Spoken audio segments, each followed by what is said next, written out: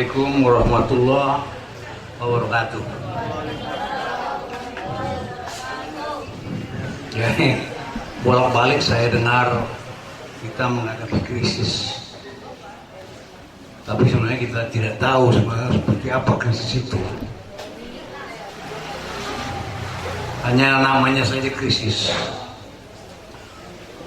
Batang Jokowi itu krisis itu dikiranya kuartal ke kuartal, istilahnya Q on Q gitu loh.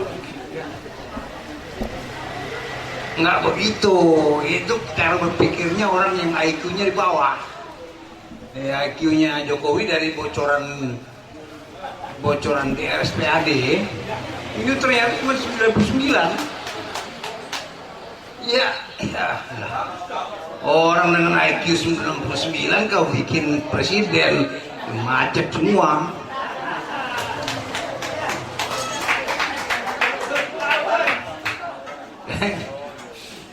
Jadi waktu itu kan mau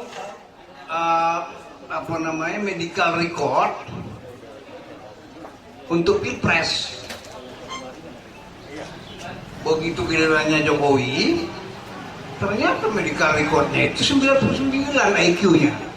Makanya sampai sekarang medical record yang semacam ini tidak boleh lagi digarap RSPAD, dipindah sama pemerintah, harus pergi ke apa? Ke rumah sakit Polri.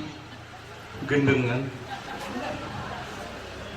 Makanya dia bilang nggak begitu yang namanya resesi itu. Jadi ada 2 kali resesi di atas di bumi Indonesia ini.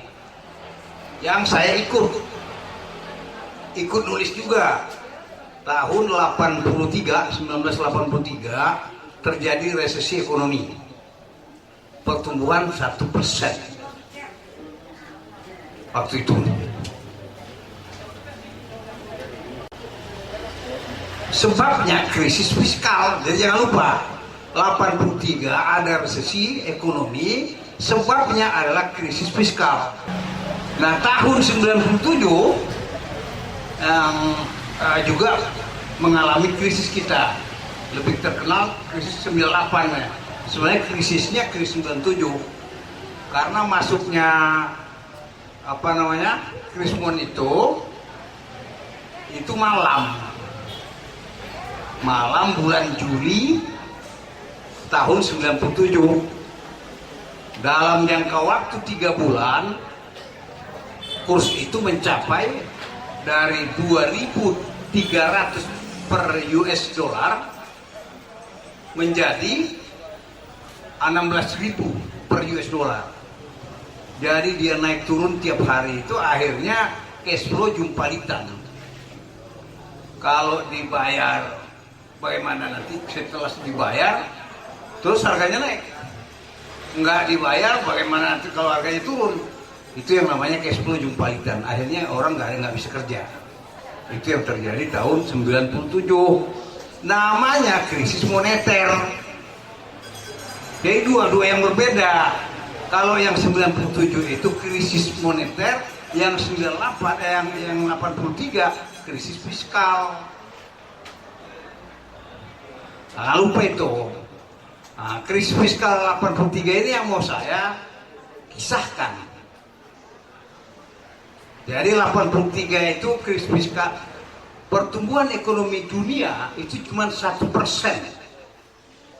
Artinya resesi itu artinya pertumbuhan melambat. Begitu. Jadi cuma 1%, naik lagi 1% sekian, itu turun lagi. Begitu yang 83. Sebabnya pada waktu itu, ini saya kasih agak teknis sedikit ya.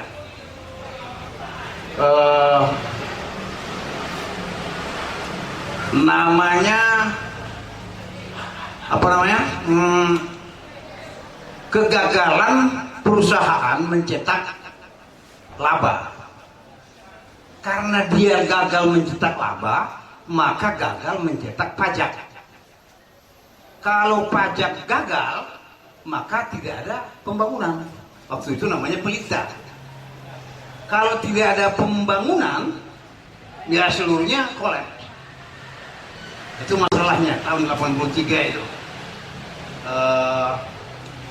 Istilahnya DMU, diminishing marginal utility, tingkat kepuasan yang makin berkurang, yang terus-terusan berkurang. Jadi itu istilahnya diminishing marginal utility. Ini sebabnya, penyebabnya DMU. Jadi saya sudah punya TV di rumah satu, buatannya Toshiba.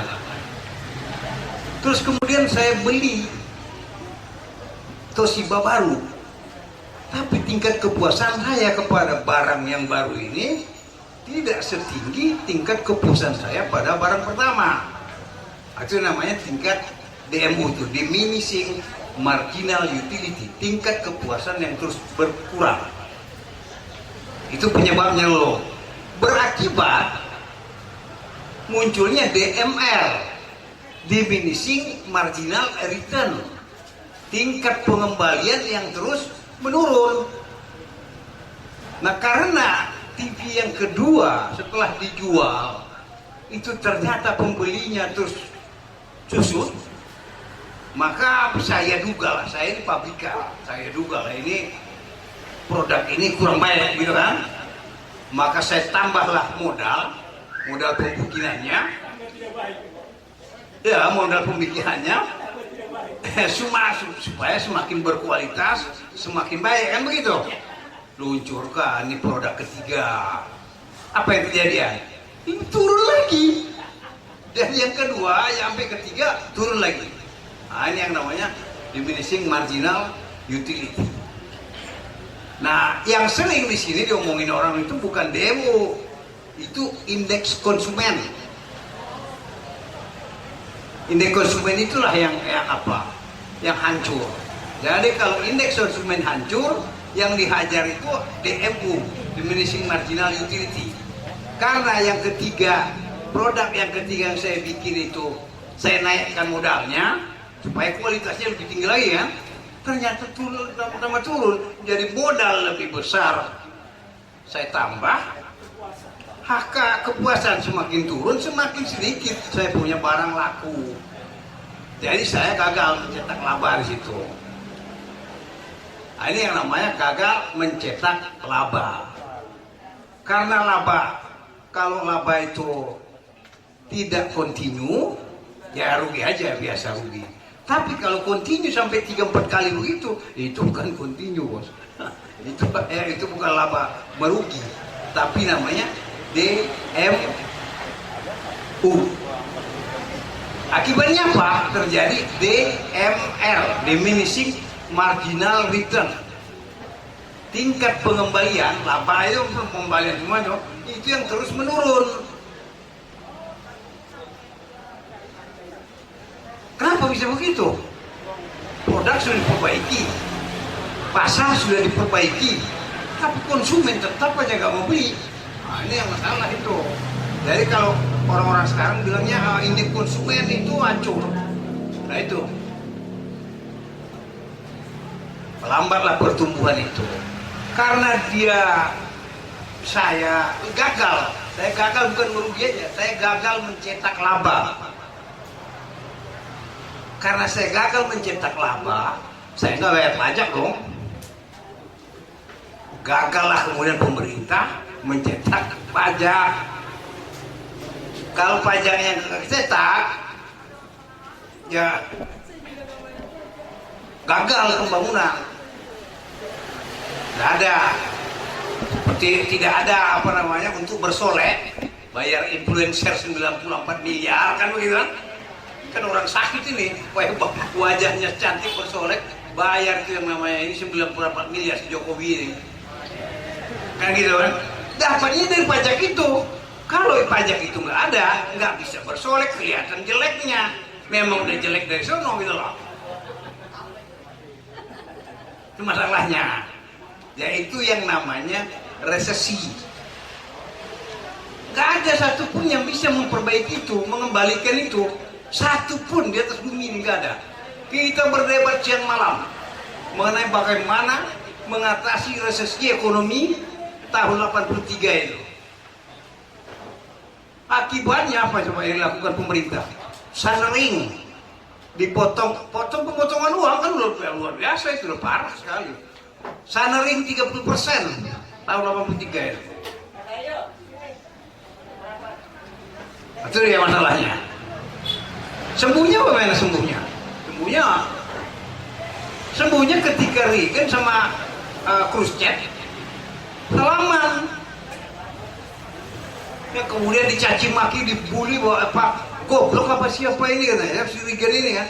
Nah, jadi hebat tuh orang-orang di sekelilingnya Reagan itu, dipuji dunia. Salaman dengan siapa? Khrushchev. Waktu itu Khrushchev presidennya Uni Soviet. Kita harus menghentikan perang bintang. Pertama yang dipotong sama dia adalah pemotongan nuklir jarak jauh. Tinggal nuklir jarak pendek. Waktu itu ini perang bintang ini menyedot semua dana ke dalam perang bintang. Maka selamalah Gorbachev sama siapa? Reagan sembuh itu. Kenapa bisa sembuh? Karena dana-dana yang digunakan oleh yang mestinya dana pasar, dana untuk pasar, untuk memperkuat purchasing power, daya beli masyarakat, itu ternyata melimpah pindah ke perang bintang. Nah, begitu dikembalikan ke semula, dikembalikan ke purchasing power, penguatan pasar, ya sembuh. Nomor satu kali sembuh. Itu terjadi tahun 83, 84. Tahu nggak yang dikerjakan rejim di sini? Setelah potong uang, sunring 30%. Semuanya preman-preman itu di Petrus, jumlahnya 3.846 orang. Kalau tidak dikarungin, ditembak langsung. Mereka sudah mengganggu pasar. Yang ketiga, itu yang namanya pelabuhan, yang 46 meja dikepras sama Soeharto, tinggal 4 meja. Jadi yang namanya istri poligami itu nangis di bea cukai. Saya potretin dan satu nangis itu, wawancarai. Itu yang dikerjakan Soeharto. Terus satu lagi apa? Itu yang namanya bea cukai, dirumahkan seluruhnya, 5 tahun dirumahkan. Nggak tanggung-tanggung, digantikan sama SGS. Jadi presiden yang saya butuhkan tuh yang kayak gini loh. Yang orang mampu melakukan seperti itu. Berhenti itu korupsi semua. Begitu turun Soeharto. Lo nggak mau tembak mati, selesai. Nggak ada orang kuat di Indonesia. Itu yang ini 86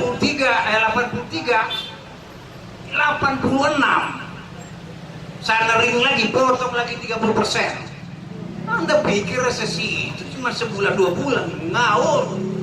4 tahun bos. Recovery dari resesi itu 4 tahun. Penandanya gampang. Sunring tahun 83, sunring tahun 86. Baru kemudian dia naik kambuh pulih tahun 87. 87 itu dilakukan liberalisasi perbankan. Jadi datang Jokowi dikira kuartal per kuartal. Orang IQ 99 aku bilang begitu di status saya. Tapi langsung ditutup sampai 3 kali. Begitu. Jadi ini belum ini. Tunggu 6 bulan lagi. Anda udah seperti ikan dari kolam dinaikkan ke ke meja begitu. Udah gampang. Itu yang saya ingin kasih tahu Ini yang mau saya ceritakan, tolong diceritakan kepada yang lain. Jokowi yang bilang ini kuartal ke kuartal, nanti kuartal ini kan sudah gagal ini. Oh nanti kalau kuartal Desember kan, itu berhasil berarti nggak jadi. Itu alasan-alasan teoritik, bukan alasan teknik. Alasan teknik nggak begitu resesi itu. Nggak bisa 98 itu, 97, 98 dibandingkan ke resesi. Persoalannya kemudian seperti saya kemukakan bahwa pada 1983 dana-dana untuk purchasing power, dana untuk penguatan pasar itu dipakai oleh perang bintang, perlombaan senjata nuklir. Mungkin yang sukses saya pasti ingat nih. Masalahnya, jadi itu sebabnya kenapa ketika Reagan sama ini bersalaman, itu sembuh. Dan sekarang mengulang lagi sekarang ini bukan soal 100 tahun satu kali ya. Nggak ada hubungannya. Ini sudah resesi. Ini bukan soal kuartal. Jangan berharap nanti 3 bulan lagi kita sembuh. Nggak ada resesi seperti itu namanya. Jadi resesi. Resesi itu pelambatan pertumbuhan ekonomi. Bagaimana Pak? Nah itu satu ya. Oleh karena itu, nah kami di dalam kami Kesatuan Aksi Menyelamatkan Indonesia itu berdebat sampai kemarin saya berdebat saya. Ya adalah itu aku berdebat saya bilang ada rencana siapa? Sri Mulyani yang akan mereformasi BI, Bank Indonesia. Nah karena kita lihat reformasi sebelumnya sudah nggak benar, Undang-Undang nomor 2 atau Perpu nomor 1, maka kemarin juga image itu sudah nggak benar. Nah yang ini reformasi ini ada saya baca, saya posting bahwa nanti akan kembali ke Dewan Moneter. Dewan Moneter ini sudah dihapus. Sejak reformasi nggak ada Dewan Moneter. Nanti akan ada Dewan Moneter namanya. Ini sama dengan yang di Orde Baru. Dewan Moneter itu terdiri dari 3 komponen. Komponen pertama BI, komponen kedua Departemen Keuangan, komponen ketiga Departemen Teknis. Begitu ininya. Nah yang jadi ketua Dewan Moneter adalah Menteri Keuangan. Saya pernah meneliti struktur ini tahun 2010 untuk bikin tesis. Nah, jadi kami di sana, kami ini masih pecah belah. Ini kita mau tolak reformasi reform Bank Indonesia tidak lagi independen, tapi dia diintegrasikan ke dalam Dewan Moneter. Sebagian berpendapat bahwa karena departemen-departemen ini sudah dikuasai oligarki dan oligarki ini bisa menyetir siapa saja, maka kita tolak aja. Kami yang mau nolak ini, bukan kami aku ya, kami Kesatuan Aksi. Saya deklaratornya. Ya banyak bicara, Antoni Budiawan bicara, makanya saya berharap juga siapa, Said Didu juga bicara. Mereka pro bahwa itu nggak usah. Saya pro. Bagus itu idenya Sri Mulyani, kembali ke Orde Baru.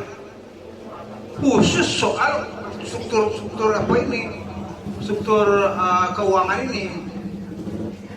Kenapa? Karena sudah terbukti dia 83 dia sukses, 86 dia sukses, 87 dia booming, 94 dia menjadi NIC.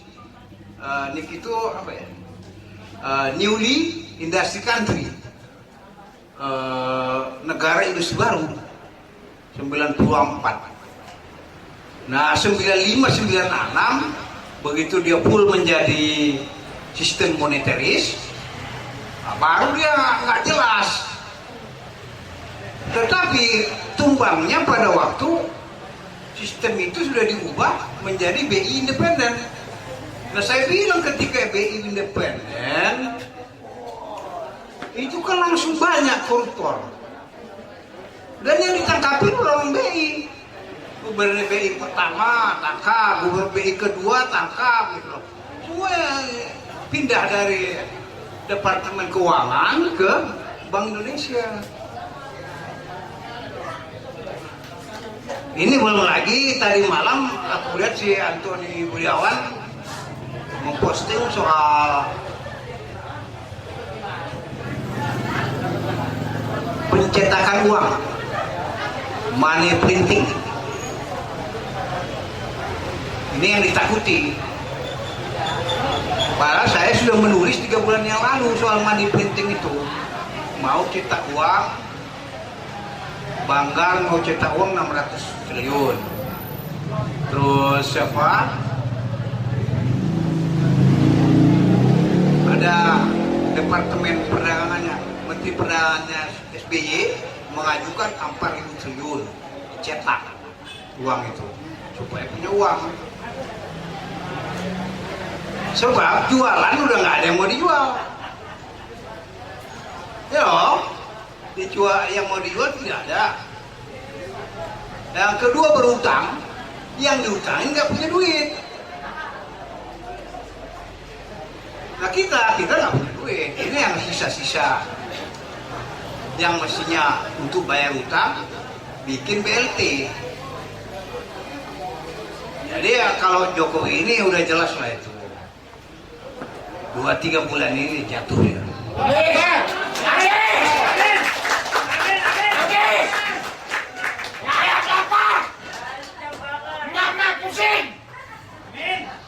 Jadi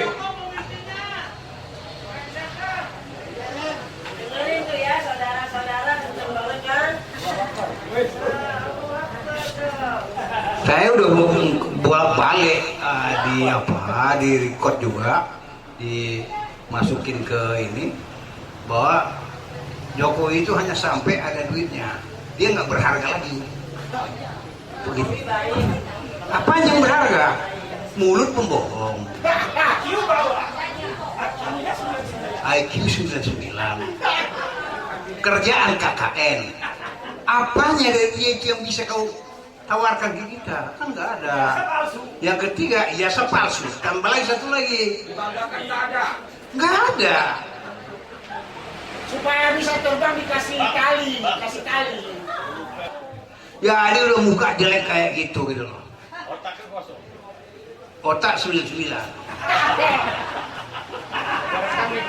Iya nggak apa-apa. Itu masalahnya. Kita tidak bisa melalui resesi dengan orang kayak Jokowi.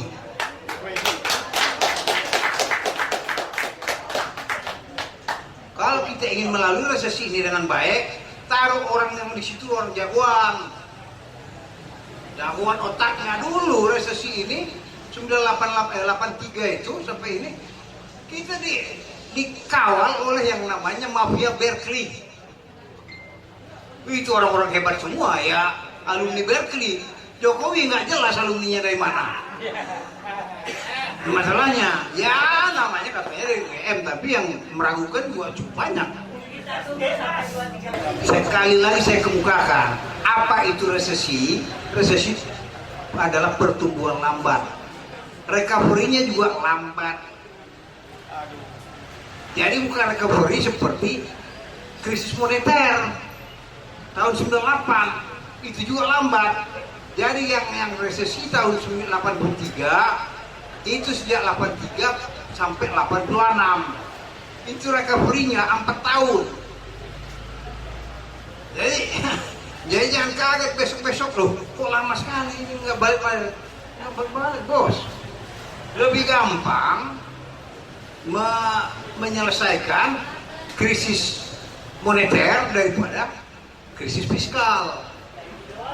Krisis fiskal sangat tergantung Anda itu. Bayar pajak nggak? Apanya mau dibayar pajak, jualannya yang enggak? Oke, habis gitu aja yang nggak ada yang Anda bisa lakukan untuk resesi. Ini bukan krisis moneter, ini krisis fiskal. Yang Anda bisa lakukan ya udah terima BLT. BLT-nya sudah selesai, udah. Kita demo, turunkan dia masih ceking itu. Assalamualaikum warahmatullahi wabarakatuh.